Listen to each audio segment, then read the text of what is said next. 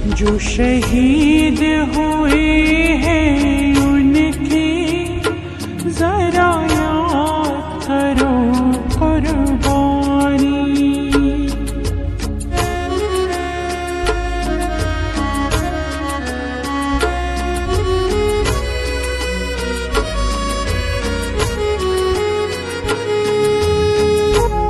आप सभी प्यारे दर्शकों को न्यूज़ 9 लाइव टीवी परिवार की तरफ से स्वतंत्रता दिवस 15 अगस्त की हार्दिक बधाई एवं शुभकामनाएं।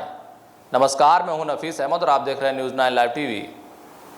हम इस वक्त मौजूद हैं सीतापुर के कस्बा तंबोर में और हमारे साथ इस वक्त मौजूद हैं अमर शहीद शेख बंदे हसन स्वतंत्रता संग्राम सेनानी एजुकेशनल एंड वेलफेयर सोसाइटी के संस्थापक शेख अफजाल हुसैन जी, जिनसे हम बातचीत करेंगे और इस संस्था के बारे में जानने की कोशिश करेंगे कि आप ये संस्था क्यों चला रहे हैं और इस संस्था को क्यों चलाना आपने ज़रूरी समझा।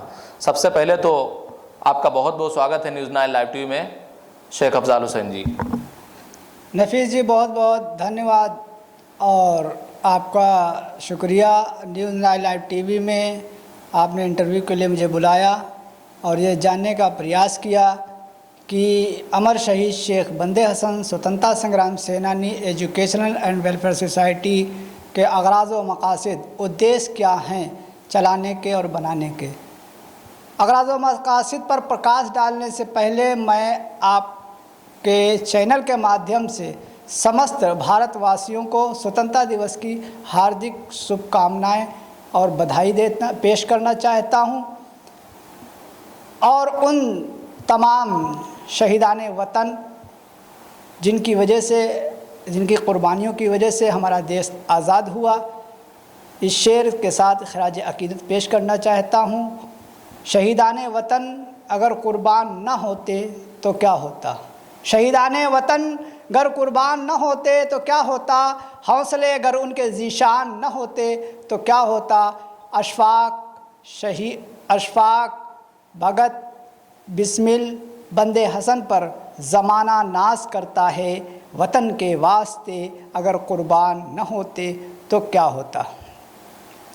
अब आ जाइए, अगर जो आपने सवाल किया है उस सवाल का 2 लाइनों में उद्देश्य यही है कि हमारे देश को आज़ाद कराने में जितने भी लोगों ने अपना सर्वस्व जान माल वक्त कुर्बान किया, आने वाली पीढ़ी उससे अवगत हो और भविष्य में जब भी हमारे देश के ऊपर कोई मुसीबत आए तो एकता के सूत्र में बंद करके जिस तरीके से 1757 से 1857 तक और 1857 से लगा करके 1957 तक की बाहरी ताकतों को खदेड़ने में, भगाने में और अपना झंडा, अपना परचम लहराने में योगदान और भूमिका निभाई है, उसी तरीके से हमारी आने वाली नस्लें उस काम को करें।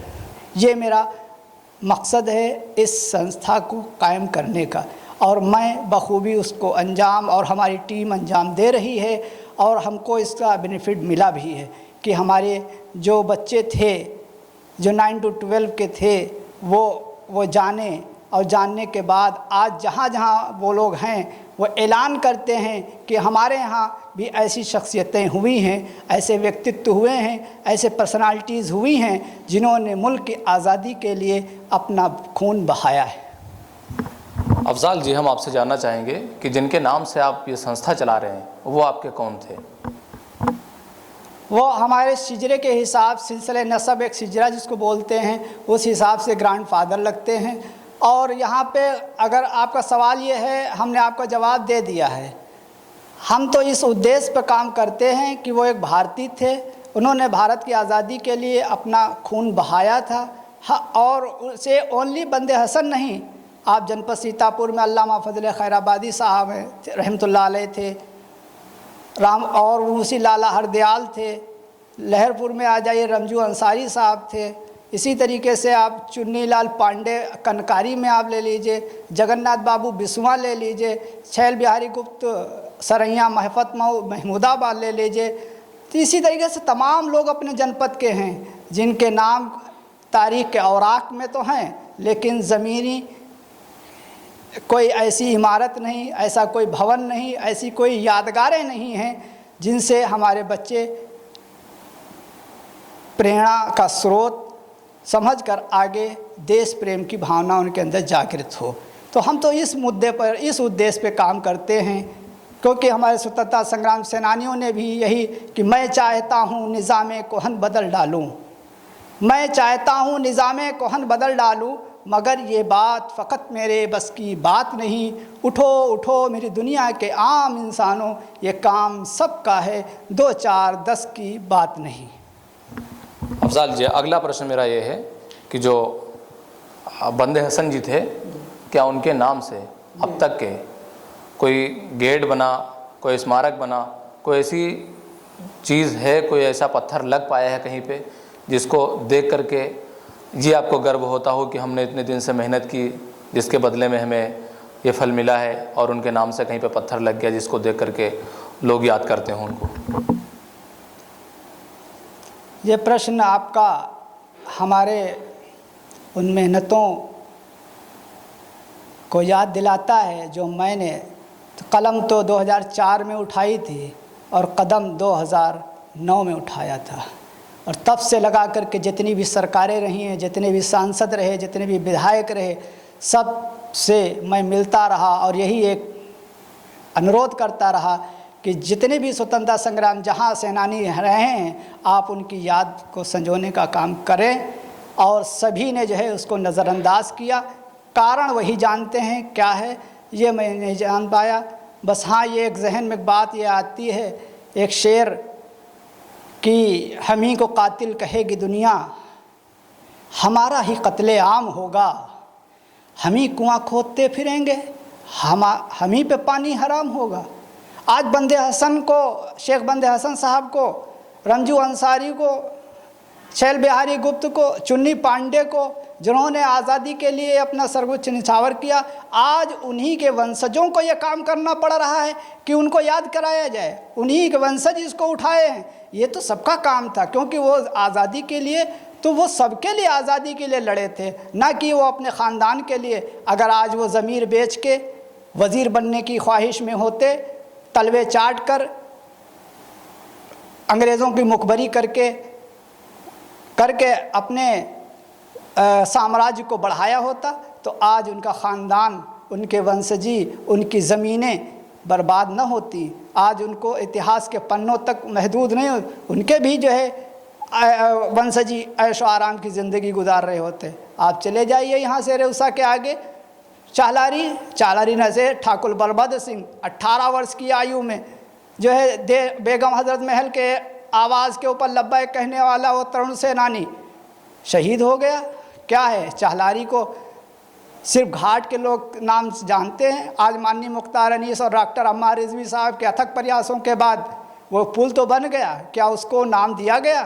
ठाकुर बलभद्र सिंह, एक छोटा सा पत्थर लगा हुआ है। आपको नफीस जी बता दें, जो हम संघर्ष कर रहे हैं सिर्फ शेख बंदे हसन का नहीं है, 1857 के जितने भी जंग आज़ादी में शहीद हैं सबके लिए। अभी हमारा जो है एक मुकदमा हाई कोर्ट में इसी बात को लेकर हुआ है। हमने कहा कि आप बताइए कि 1857 के जितने स्वतंत्रता संग्राम सेनानी थे या नहीं थे, जवाब नहीं दे पा रहे हैं अधिकारी लोग।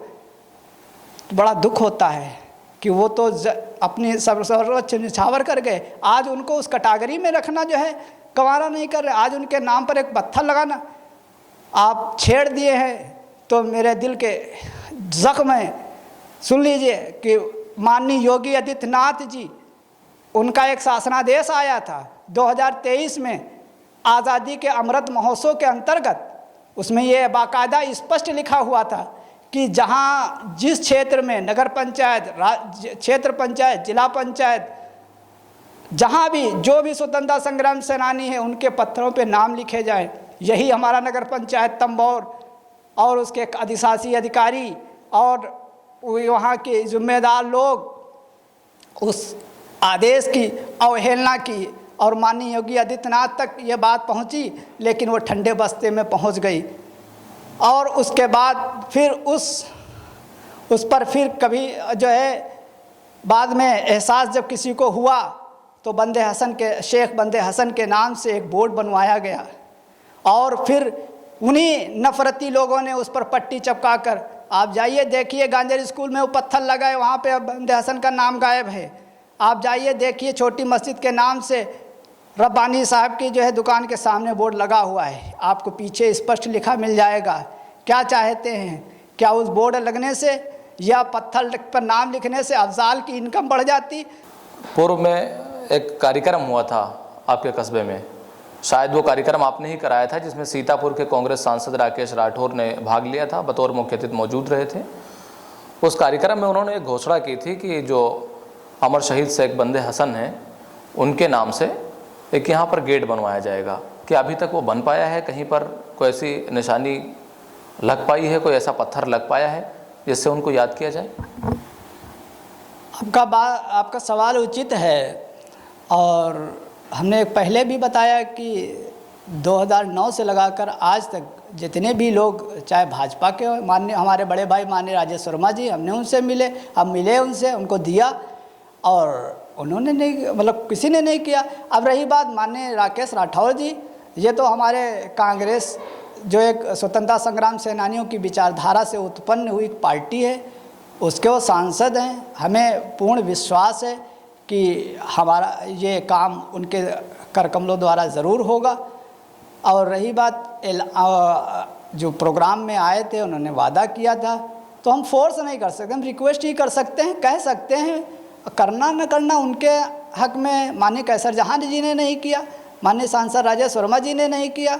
अब राकेश जी आए, हमने उनसे कहा है, वो हाँ ये हम उनका बहुत बहुत धन्यवाद और शुक्रगुजार हूँ कि वो हमारे छोटे से बुलावे पर आए और हमारे इस प्रोग्राम की शान बढ़ाई। कहते तो हम ज़फ़र फारूकी से भी चले आए थे।